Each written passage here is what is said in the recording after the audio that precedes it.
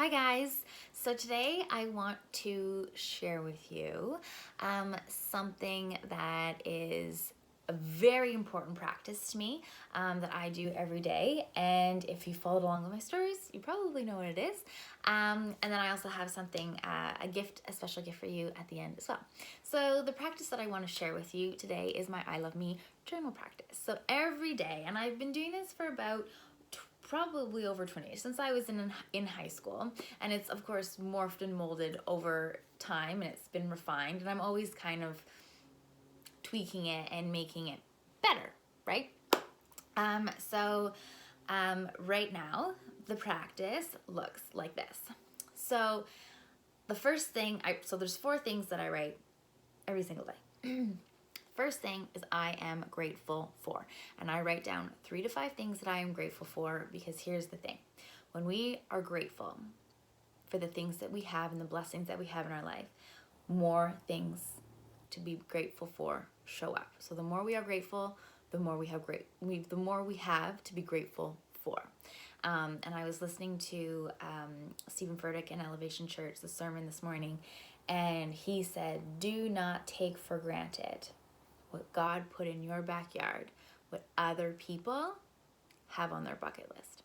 So we all have blessings in our lives, and we may be experiencing opportunities or people or connections that other people are praying for, right? So it's up to us to be grateful for the blessings that we do have in our lives. And when we are grateful, it just opens our eyes and opens our awareness for other things to be grateful for. And it can be simple, guys. Sometimes I write down, when it is a sunny day like today, I write down that I am so grateful for sunshine. I love sunshine in my everyday, and that is something that when it is a sunny day outside, I am just effortlessly happy. I just effortlessly feel amazing, right?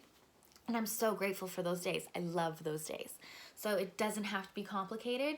Just 3 to 5 things that you are grateful for, and you will see that when you're grateful, more things to be grateful for show up in your life.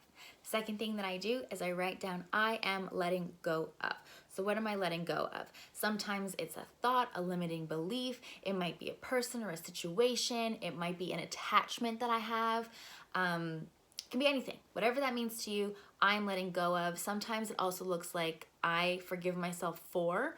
And those are both 2 really powerful practices that when we hold on to certain beliefs, or we hold on to situations, or we put ourselves down for making decisions in a certain way, which was the right decision in that time, we hold ourselves captive, and we hold ourselves stuck in something that maybe wasn't even meant to be unfolding in the way that we think that maybe now it should in the first place, right? So what are you letting go of? We can't carry it around with us. It's just going to bog up our container. We have to let it go. Faith carries forward, right?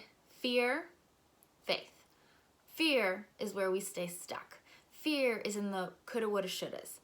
Faith is forward thinking. It's in the even if. Instead of the what if, it's the even if. My friend posted that yesterday, and I think I reposted it today. And I was like, oh man, this is so powerful. So fear is what if, faith, even if. Okay? So it's just a little mind flip.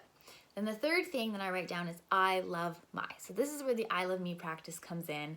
And this one is super important, because the more that we give ourselves the love that we deserve, we can then in turn, with our full cup that's overflowing, give love to someone else, the love that they deserve, right?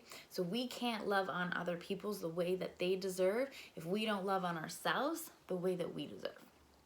It starts with the source. It starts with us. We create the baseline. So it can be something physical. It can be like an attribute. It can be a humble brag of, something that was accomplished. Whatever it is, I love my 3 things. Okay? Can be the same things every day until you fall so madly in love with those 3 things that you can move on to others, or it can be different every day. And then the 4th thing that I write down is, I know this, and so it is, or something greater. And these are a list of 10 goals that I have, and I write them down as if they have already happened and they're happening right now. They've been accomplished. So I am da da da da da. I have da da da da da. This is da da da da da. And the reason why we put it in the present tense is because we create a sacred contract with the universe, because when we do that, it flips the mind and we no longer are in that space of lack, like, oh, I wish I had that, I wish I had done this, or I want this. It puts us in that space of owning already having accomplished it. Okay, so it gets us in that energy field, in that energy space. And the reason why we write down, I know this, so it's I know this, it's happening, I know this, and so it is, or something greater. And the or something greater gives the freedom and the space for the universe to give us what we want, or something greater, or what we need, right? Because sometimes the things that we think that we want, one, aren't big enough, two, isn't exactly what we need. So it just, instead of blocking the opportunity being as fantastic and amazing as it can be, instead of blocking it, we leave the space open so that it can show up better than when we would have ever even imagined. And then it speeds up the time as well. But then also in talking about time is that we don't, sometimes I shy away, sometimes I don't, but sometimes I shy away from putting a timeline on things because some things take longer than others. And we don't necessarily get to decide what that time is. And sometimes if we put a timestamp on things, we block it, right? And we want to keep the energy open. And things are going to unfold in their own time as they need to when we are ready. When that cup is full, these things show up. Okay, so that is my I Love Me journal practice. And the fun thing is that I actually created a template, a free template, and you can get it for yourself. All you have to do is go to openhearts.com and sign up for my newsletter, and then you will have access to a free PDF template of the I Love Me journal and the 4 prompts. You can also just totally take a piece of paper or a journal that you already have, replay this video, write down what the 4 prompts are, and you know, tweak it to what feels better for you as well. So just a reminder, those 4 things are: I am grateful for, I am letting go of, or I forgive myself for, I love my, and I know this, and so it is, or something greater, a list of 5 to 10 goals that you are looking to achieve, and you write them down as if they have already happened. And that is your source of power. And knowing that wherever you are in your journey, that you are always enough as you are, where you are, who you are today and every single day. You matter.